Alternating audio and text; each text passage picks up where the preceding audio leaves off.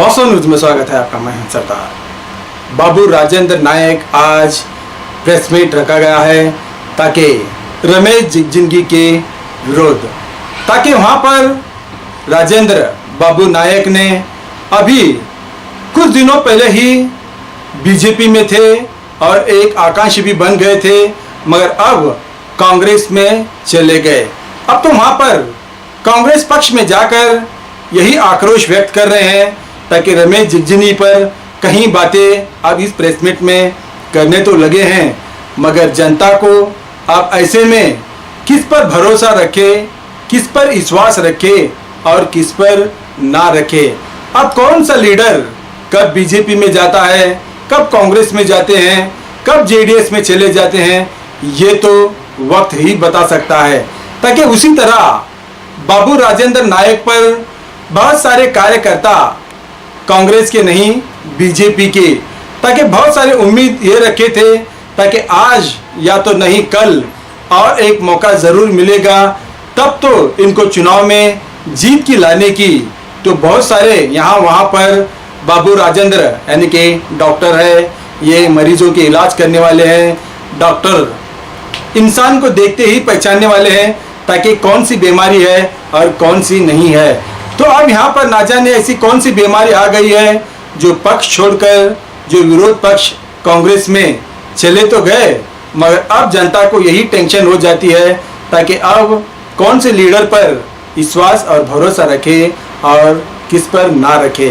अब तो यहाँ पर बहुत सारे आक्रोश की बातें तो ये तो कह रहे हैं, मगर जनता तो यही सोचती है, पार्टी भी यही आजमाइश करती है ताकि यहाँ पर अगर हाई कमांड या तो कुछ पॉलिटिक्स ही ऐसा है, किसको मानना किसको नहीं जानना और किस पर कुछ होने वाला है ये भी नहीं जानते, ताकि अब उसी तरह आखिर इतने मेहनत पर जुटाने वाले बाबू राजेंद्र नायक डॉक्टर को आखिर टिकट क्यों नहीं दिया गया। अब तो ये तो छोड़कर कांग्रेस में तो चले गए, मगर अब बीजेपी का दरवाज़ा इनके लिए अब बंद हो गया है। ताकि बहुत सारे बड़े बड़े लीडर्स बीजेपी से कांग्रेस में तो चले गए, मगर फिर से कांग्रेस का दरवाज़ा नहीं खटखटाया उन्होंने, बीजेपी का ही दरवाज़ा खटखटाकर फिर वापस आ गए। मगर राजेंद्र नायक के लिए जनता ये बातें करती है ताकि कोई भी अगर कुछ भी अगर जनता का अगर दिल और जीतना है तो कोई भी तकलीफ आने दो, मगर बदलाव नहीं चाहिए। मगर इस बदलाव के लिए आखिर जनता क्या कहेगी, अब यही सोच समझ की बात है। तो अब उसी तरह यहाँ पर एक ही पार्टी में रहकर आप दूसरे पार्टी में जाकर एक दूसरे के यहाँ पर दुश्मन बन गए। देखेंगे एक रिपोर्ट में।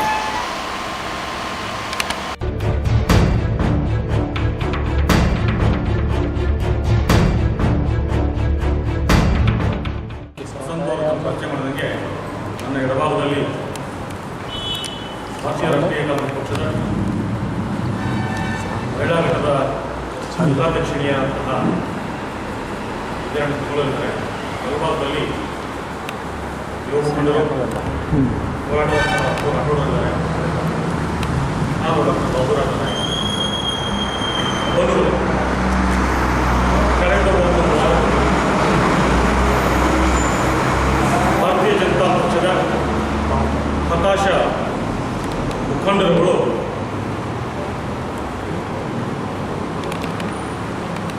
ತಮ್ಮ ಸೋಲಿನ ಹತಾಶೆಯನ್ನು ವ್ಯಕ್ತಪಡಿಸುವುದಕ್ಕೋಸ್ಕರವಾಗಿ ಪದೇ ಪದೇ ನನ್ನನ್ನು ಕೆಣಕುವಂತಹ ಪ್ರಯತ್ನ ತಮ್ಮಗಳ ಮುಂದೆ ಆಗಿದ್ದು ನೆನಪಿಸಕ್ಕೆ ಇಷ್ಟಪಡ್ತೇನೆ. ಬಾಲಿಶವಾದಂತಹ ಹೇಳಿಕೆಗಳಿಗೆ ಉತ್ತರ ಕೊಡಬಾರದು, ಅಪ್ರಬುದ್ಧವಂತಹ ಹೇಳಿಕೆಗೆ ಉತ್ತರ ಕೊಡಬಾರ್ದು ಸುಮ್ಮನೆ ಇದ್ದೆ. ಆದರೆ ಅದು ಸಮಾಜದಲ್ಲಿ ಮೌನ ಸಂಬಂಧಿ ಲಕ್ಷಣ ಕೂಡ ಆಗಬಾರದ ಉದ್ದೇಶದಿಂದ ಮತ್ತೆ ನಿಮ್ಮಗಳ ಮುಂದೆ ಬಂದು ಆ ಮಹಾನುಭಾವರ ತಮ್ಮಷ್ಟೇ ತಾವೇ ಭಾರತೀಯ ಜನತಾ ಪಕ್ಷವನ್ನು ದತ್ತುಗೆ ತೆಗೆದುಕೊಂಡಂತೆ ಮಾತಾಡ್ತಿರುವಂತಹ ರಾಷ್ಟ್ರೀಯ ಸ್ತರದ ನಾಯಕರುಗಳಿದ್ದಾರೆ ಬಿಜಾಪುರದಲ್ಲಿ, ಅವರ ಹೇಳಿಕೆಗಳನ್ನು ಖಂಡಿಸಿ ಉತ್ತರಿಸಲು ಇಚ್ಛೆಪಡ್ತೇನೆ. ಪ್ರಥಮದಲ್ಲಿ ಒಂದು 4 ದಿನಗಳ ಹಿಂದೆ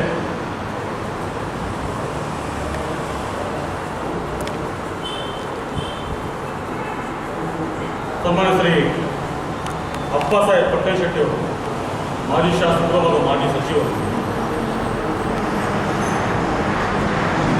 ಬಹುಶಃ ಈ ಮಹಾನುಭಾವರಿಗೆ ಪ್ರಜಾಪ್ರಭುತ್ವ ಮತ್ತು ಸಂವಿಧಾನ ಎರಡೂ ಶಬ್ದಗಳ ಅರಿವೇ ಇಲ್ಲ ಅಂತ ಅನಿಸುತ್ತೆ. ಸಾವಿರಾರು ಜನ ಅವರಿಗೆ ಮತ ಚಲಾಯಿಸಿ ಆರಿಸಿದ್ರು. ಅವರು ಕೂಡ ಬಹುಶಃ ತಮ್ಮ ಮನಸ್ಸು ಅನ್ಕೊಡ್ಬೇಕು, ಎಂಥವ್ರನ್ನು ನಾವು ಆರಿಸಿದ್ದೀವಪ್ಪ ಅಂತ. ಕನಿಷ್ಠ ಸಾಂವಿಧಾನಿಕ ಪ್ರಜ್ಞೆನೂ ಈ ಮಹಾನುಭಾವರಿಗಿಲ್ವೇ? ಅವ್ರು ಮಾಡಿದಂಥ ಆರೋಪಗಳ ಬಗ್ಗೆ ಅವರು ಆತ್ಮಾವಲೋಕನ ಮಾಡ್ಕೋಬೇಕಾಗಿತ್ತು. ಮನುಷ್ಯರಿಗೆ ಸ್ವಪ್ರಜ್ಞೆ ಅನ್ನೋದಿದ್ರೆ ಬಹುಶಃ ಆ ರೀತಿಯಾಗಿ ಮಾತಾಡ್ತಿರಲಿಲ್ಲ. ಪ್ರಜ್ಞೆ ಇಲ್ಲದೆ ಮಾತಾಡಿದಂತಹ ಮಹಾನುಭಾವರಿಗೆ ಉತ್ತರಿಸಬಾರಿತ್ತು, ಅದು ಉತ್ತರಿಸ್ತಾ ಇದೆ. ಸನ್ಮಾನ್ಯ ಅಪ್ಪಾಸಾಹೇಬ್ ಪಟ್ಟಣ್ ಶೆಟ್ಟಿರವರೇ, ಶಾಸಕರಾದವರು ತಾವು, ಸಚಿವರಾದವರು ತಾವು, ಭಾರತದ ಸಂವಿಧಾನದಲ್ಲಿ, ಪ್ರಜಾಪ್ರಭುತ್ವದಲ್ಲಿ ಒಬ್ಬ ಭಾರತೀಯ ನಾಗರಿಕ ದೇಶದ ಯಾವುದೇ ಭಾಗದಲ್ಲಿ ಹೋಗಿ ಚುನಾವಣೆ ನಿಲ್ಲುವುದು ಕನಿಷ್ಠ ಪ್ರಜ್ಞೆ ನಮಗಿಲ್ವೇ?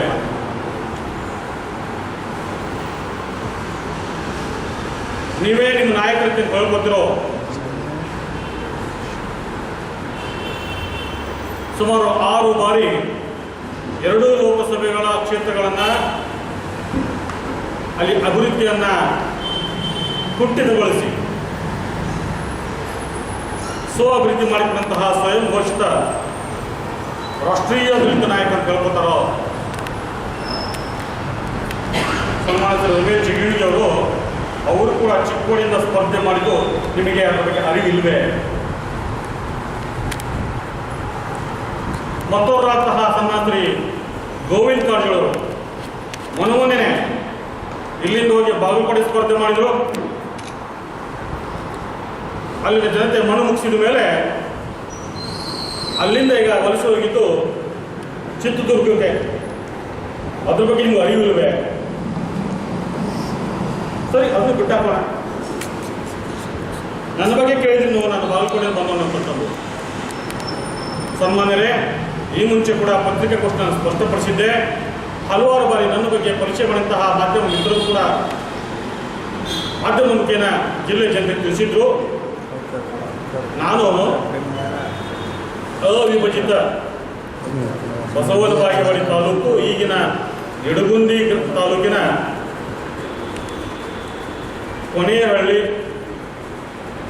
ಕೃಷ್ಣಾ ತೀರದಲ್ಲಿರುವಂತಹ ಗಣಿ ತಾಂಡ ಎಂಬ ಊರಿನವನು. ಮೊನ್ನೆವರೆಗೂ ನನ್ನ ಮತದಾನದ ಹಕ್ಕು ಕೂಡ ತಾಂಡದಲ್ಲೇ ಇತ್ತು.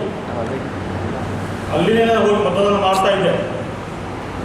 ನಾನು ಯಾವಾಗ ಚುನಾವಣೆಗೆ ನಿಲ್ಲಬೇಕು ಅಂತ ನಾನು ವಿಚಾರ ಮಾಡಿದಾಗ ನನ್ನ ಮತದಾರ ಪಟ್ಟಿ ಅಲ್ಲಿಂದ ವಜಾಗೊಳಿಸಿಕೊಂಡು ನಾನು ಬಿಜಾಪುರದ ನಗರದಲ್ಲಿ ನನ್ನ ಮತದಾರ ಪಟ್ಟಿ ಸೇರಿಸ್ಕೊಂಡಿದ್ದೆ. ಬೇಕಾದ್ರೆ ಕ್ರಾಸ್ ಚೆಕ್ ಮಾಡ್ಕೋಬೇಕು. ಅವರು ಇದನ್ನ ಪ್ರಶ್ನೆಗೆ ಉತ್ತರ ಆದರೆ ಸಂವಿಧಾನಕ್ಕೆ ಪ್ರದತ್ತವಾಗಿ ಡಾಕ್ಟರ್ ಬಾಬಾ ಸಾಹೇಬ್ ಅಂಬೇಡ್ಕರ್ ಕೊಟ್ಟಂತಹ ಒಂದು ಹಕ್ಕು ಒಬ್ಬ ವ್ಯಕ್ತಿ ಎಲ್ಲಿ ಬೇಕಾದ್ರೂ ಚುನಾವಣೆಯನ್ನು ನಿಲ್ಲಬಹುದು. ತಿಳ್ಕೊಳ್ಳಿ, ರಾಷ್ಟ್ರೀಯ ಸ್ವಯಂ ಸೇವಕ ಸಂಘ ಈ ಭಾರತ ದೇಶದ ಸತ್ಪ್ರಜೆಗಳನ್ನು ರಾಷ್ಟ್ರೀಯ ಮನೋಭಾವನೆಯಿಂದ ರಾಷ್ಟ್ರದ ಸೇವೆ ಮಾಡೋಕ್ಕೆ ಅಣಿ ಮಾಡ್ತದೆ. ನಿಮ್ಮಂಥರ ಗುಲಾಮಗಿರಿಗಲ್ಲ.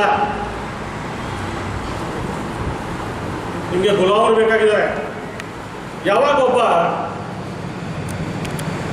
ಸ್ವಯಂ ಸೇವಕ ಅಥವಾ ಕಾರ್ಯಕರ್ತ ತನ್ನ ಹಕ್ಕನ್ನು ಪ್ರತಿಪಾದಿಸ್ತಾನೋ, ನಿಮಗೆ ಪ್ರಶ್ನೆಗಳನ್ನು ಕೇಳ್ತಾನೋ, ಅವ್ರು ನಿಮ್ಗೆ ತಡ್ಕೊಳಕ್ಕಾಗೋದಿಲ್ಲ, ಹುಡ್ಕೊಳ್ತೀರಿ. ಅದಕ್ಕಾಗಿ ದಯವಿಟ್ಟು ನಿಮ್ಮ ಮನೋಭಾವನೆಯನ್ನು ಬದಲಾವಣೆ ಮಾಡ್ಕೊಳ್ಳಿ. 2016ರ ವಿಧಾನ ಪರಿಷತ್ ಚುನಾವಣೆಯ ವಿಷಯ ಕೂಡ ತಾವು ಕೆಣಗಿತ್ತು. 2016 ಸಂದರ್ಭದಲ್ಲಿ ಕೂಡ ನಾನು ರಾಷ್ಟ್ರೀಯ ಸ್ವಯಂ ಸೇವಕರ ಪರಿವಾರ ಸದಸ್ಯ, ಸ್ವಯಂ ಸೇವಕ. ಭಾರತೀಯ ಜನತಾ ಪಕ್ಷಕ್ಕೆ ನಾನು ಅಪ್ಲಿಕೇಶನ್ ಹಾಕಿರಲಿಲ್ಲ. ಟಿಕೆಟ್ಗೋಸ್ಕರ ನಾನು ಮಂಡನೆ ಕೂಡ ಮಾಡಿರಲಿಲ್ಲ. ಯಾವುದೇ ಪಕ್ಷದ ನಾನು ಕಾರ್ಯಕರ್ತನೂ ಆಗಿರಲಿಲ್ಲ. ಸ್ವಯಂ ಪ್ರೇರಿತನಾಗಿ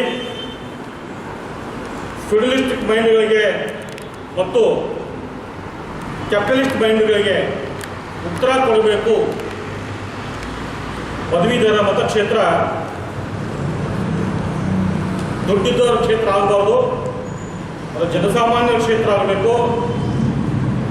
ನಾವು ವಿಧಾನ ಪರಿಷತ್ತಿನ ಬುದ್ಧಿವಂತರ ಚಾವಡಿ ಎತ್ತಬೇಕು, ಆ ಚಾವಡಿಗೆ ಸಾಮಾನ್ಯರು ಹೋಗಬೇಕಂತ ಸಾಮಾನ್ಯರಿಗೂ ಅದು ಪ್ರತೀತಿ.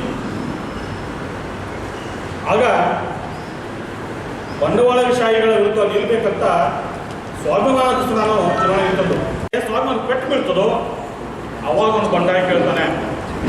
ಯಾವನಿಗೆ ಹೋರಾಟದ ಮನೋಭಾವನೆ ಇದೆಯೋ, ಯಾವನಿಗೆ ಜನಸೇವೆ ಮಾಡೋಕ್ಕೆ ಯಾವುದೇ ಪಕ್ಷ ಬೇಕಾಗಿಲ್ಲ, ಯಾವ ಹಂತ ಮನೋಭಾವನೆ ಇಟ್ಕೊಳ್ತಾನೋ ಅವನ ಬಂಡ ಎದ್ದೇ ಹೇಳ್ತಾನೆ ನಿಮ್ಮಂತಹ ಕುತ್ಸಿತ ಮನಸ್ಸುಗಳ ವಿರುದ್ಧವಾಗಿ. ಸನ್ಮಾನ್ಯ ಬಾಬಾ ಸಾಹೇಬ್ ಪಟ್ಟೇಶ್ವರಿ ಹೇಳ್ತಿದ್ರು, ನಿಮಗೆ ಸಿದ್ಧಾಂತಗಳು ಗೊತ್ತಿಲ್ಲ, ಬದ್ಧತೆ ಇಲ್ಲ. ಸನ್ಮಾನ್ಯ ಅಪ್ಪ ಸಾಹೇಬ್ ಪಟ್ಟೇಲ್ ಶೆಟ್ಟಿ ಅವರೇ, ಕನಿಷ್ಠದ ನಿಮ್ಮಿಂದ ನಾನು ಸಿದ್ಧಾಂತ ಕಲಿಯುವಂಥ ಅವಶ್ಯಕತೆ ಇಲ್ಲವೇ ಇಲ್ಲ.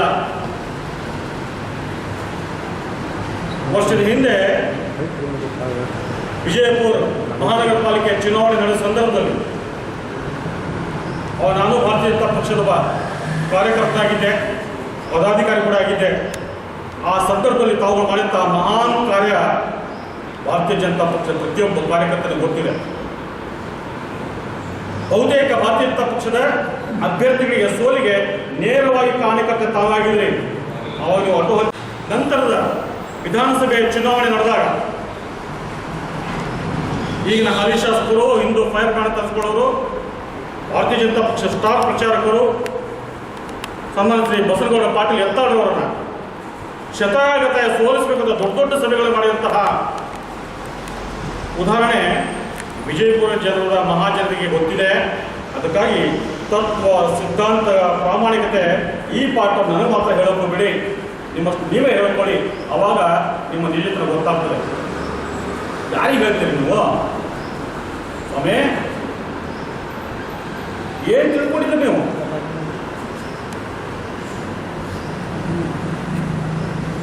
ನಿಮ್ಮಲ್ಲಿದೆಯಾ ತತ್ವ ಸಿದ್ಧಾಂತ?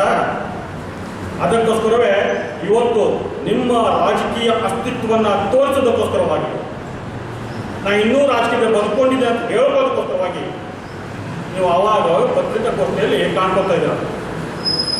ಈ ಲೋಕಸಭಾ ಚುನಾವಣೆ ಕೂಡ ನಿಮ್ಗೆ ಏನು ಜವಾಬ್ದಾರಿ ಕೊಟ್ಟ ನೀವೇ ಅರ್ಥ ಮಾಡ್ಕೊಳ್ಳಿ.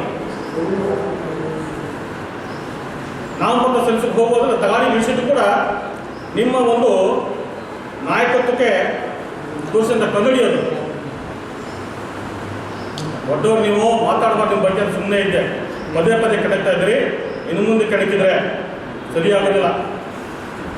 ಅಸಂಖ್ಯಾತ ನನ್ನ ಜೊತೆ ಇರುವಂತಹ ಕಾರ್ಯಕರ್ತ ಬಂಧುಗಳ ಜೊತೆಗೆ ನಿಮ್ಮ ಮನೆ ಮುಂದೆ ರಣೀಯ ಮಾಡಬೇಕಾಗ್ತದೆ.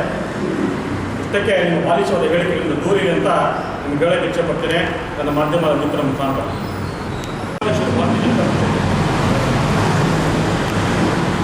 ಮಾಧ್ಯಮ ಮಿತ್ರರು ಕೇಳಿದ ಪ್ರಶ್ನೆಗೆ ಅತ್ಯಂತ ಬಾಲಿಶ ಉತ್ತರ ಕೊಟ್ಟರು.